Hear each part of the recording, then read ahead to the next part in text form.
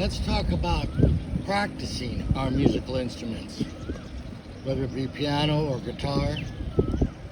What's the best way to practice? Well, I think the number one important thing is repertoire, to be able to play songs.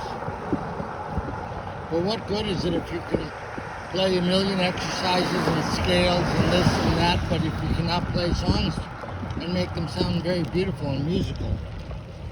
So, your highest priority as a musician should be able to play songs well.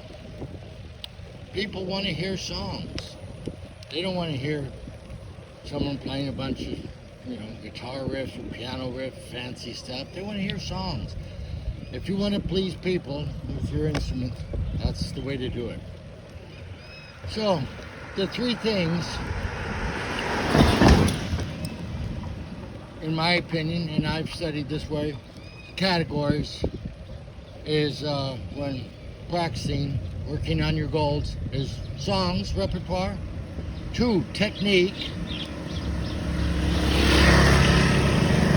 And 3, harmony and theory. We can always be improving our harmony and theory. Especially for us improvisers, learning different chords, voicings. There's so many ways to voice a chord. The C major chord, you could voice it, literally 100 different ways, and it's only a chord with 3 notes. And voicings really gives your playing beauty and spice and different sounds, and it's also, voicings is orchestration too. So it's important to learn to play your instrument like, if you're a guitar player, not like a guitar player, but like you're an orchestra. Same with piano. You have to always play like a pianist, but sometimes you play like you're a string section or a horn section. So, here's a good one. Let's say you're very busy, you're married, you have kids, you have a job, and you only have a limited amount of time to practice every day. Let's say it's a half hour. Okay? Well, let's say it's even less. Let's say it's 15 minutes. Here's what I think is the best thing you could do in that 15 minutes, or if you only have a half hour. And this will take you so far, I guarantee. Pick one, something basic, depending on your level. Play it in 12 keys. Oh my gosh. One of the best improvisers that ever lived, a pianist. I can't remember his name right now. Kind of like Oscar Peterson. Oh yeah, Art Tatum. Art Tatum. Vladimir Horowitz was blown away when he saw Art Tatum play and improvise. Anyway, Art Tatum said, hey, if you know a song, can play a song in 12 keys, then you own the song. And I'll tell you, if you have not ever started playing transposing, playing tunes in 12 keys, I remember when I started, the first one is the hardest, and then it gets easier and easier and easier. And it's so good for your playing. And to have that power to, when you're in a situation, it's usually going to be with vocalists where it's like, hey, that's in the wrong key, it's too high or it's too low. To be able to spontaneously transpose and play it in another key, that's golden. That's very valuable, very powerful. Also makes playing fun. If you're a good transposer, you can play stuff in 12 keys, that's a really good sign. You've come a long ways and you're close or already mastered your instrument. Because if you can easily and quickly play stuff in 12 keys, then it shows that you probably have mastered your instrument. Maybe not all aspects, but that's so valuable and powerful.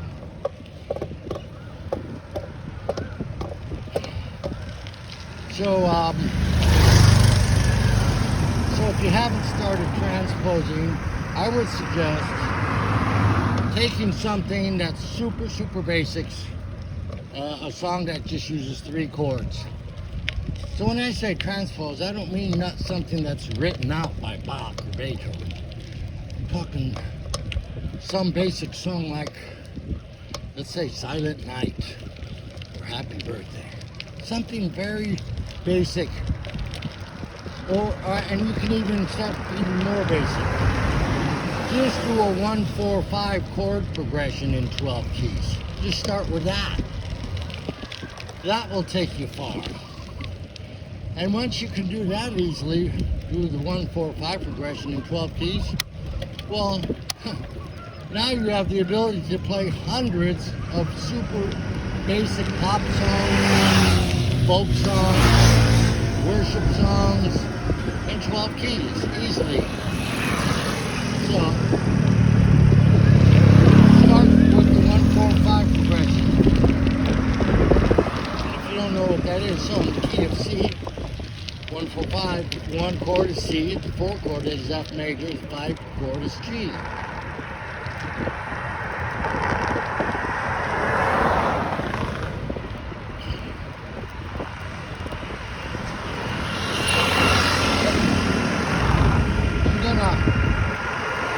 Always throw this in to learn the importance of understanding of the dominant chord, the 5 chord. Now when is it dominant? When you see G, it's G is just G major. Once you see that 7 on there, G7, now it's dominant. Well, what makes it dominant? The answer is very simple. It has the tritone in it. The tritone is the 7th and 3rd. And the tritone is very powerful. So tritones, I'll show you this later when we get back to the piano. It has 2 notes, and it can lead to 2 different keys. So we have 12 keys, but there's only 6 tritones.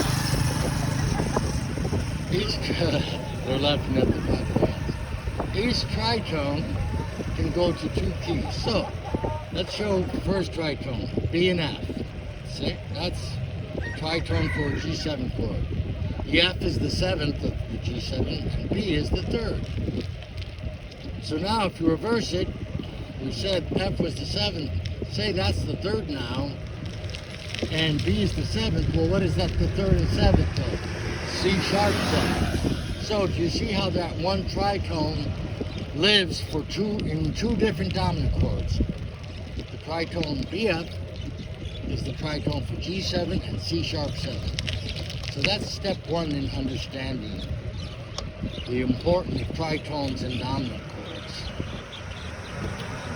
And my opinion of that being super important, well, Chopin agrees with me. Because on one of his etudes, he's just hammering on learning the tritones, doing these beautiful melodies and going up and down, and they sound super complicated, but they're outlining tritones, and it's amazing all these tricks that he's pulled off outlining tritones. So the tritone also, now here's here's a chord that people tend to stay away from and not learn or figure out and master, and it's the diminished 7th chord. And it's so important because guess what? It has 2 tritones. So each diminished 7th chord can go to 4 different keys. Yeah, I'll show you on paper. So what is that? Well, if that's the case, then for 12 keys there's only 3 diminished 7th chords, so that makes it a lot easier to master them. You only have to master 3 of them, and then you've mastered them. And these chords are the spice of life. At first they might sound a little weird and ugly and dark to you, but when used properly in resolution, resolving tension, active notes going to resting tones, the diminished seventh is very powerful and beautiful chord to use composition, songwriting, improvising,